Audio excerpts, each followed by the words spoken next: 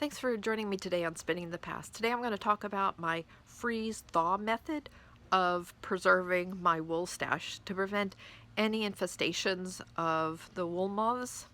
The wool moths will lay eggs, and those eggs hatch, and the larvae will eat and put holes and destroy your wool and your stash.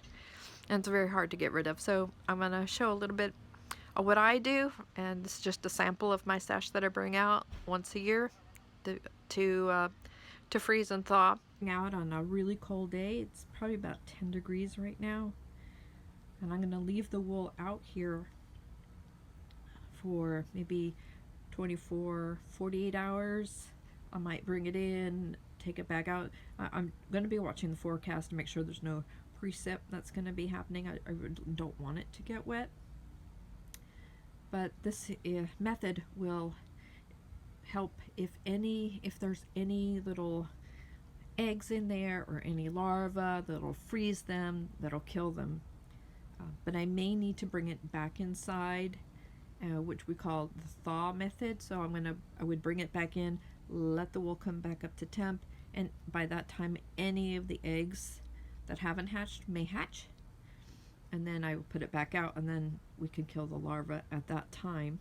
I haven't had any problems with my stash except just one time, but I caught it early enough, and I tossed the affected stuff out, and I vacuumed and everything like that. So it's just one thing I do every year with all my wools is on a sunny, cold day, I bring it out to air because the moths love darkness. So if you bring it even into the sunlight, so if you're doing this in the summertime, you would just bring it out into the sunshine and let your woolens hang out in the sunshine and air out. Again, that would help prevent any moths trying to lay eggs there. You can get them cleaned up. So wool takes a bit of care like that, and I guess that's why a lot of people don't use it, but in the historical context, it was ubiquitous, and you really have to know all about wool. As a spinner, as a fiber artist, you need to understand how to take care of it. And that's what this video is. Now, I want to show you this over here. Now, this is just some modern yarn that I picked up. Somebody was destashing grandma's stash or something like that, and I don't know how that person kept it, so I don't trust it. So this has not been in my house at all. It's been outside where I could do the freeze thaw method, and I might even wash it. I'm just paranoid about bringing any potential infestations in my home, because last time that I did, it was something I bought at a fiber fair, and I didn't know, and I brought it in, and luckily I got rid of it. So this is just, maybe it's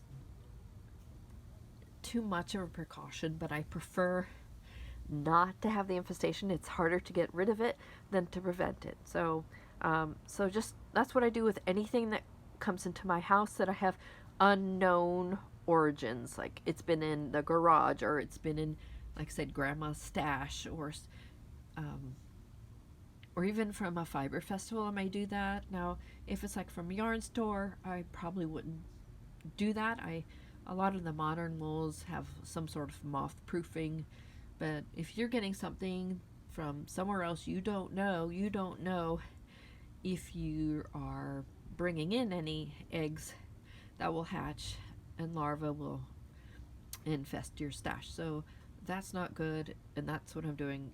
And like I said, I've learned the hard way. So as a spinner, as a fiber artist, you really need to understand how to care for your wools, what to do when you have a new product coming into your house, how to take care of preventing any infestation in your stash. And this freeze and thaw method has worked well for me over the decades.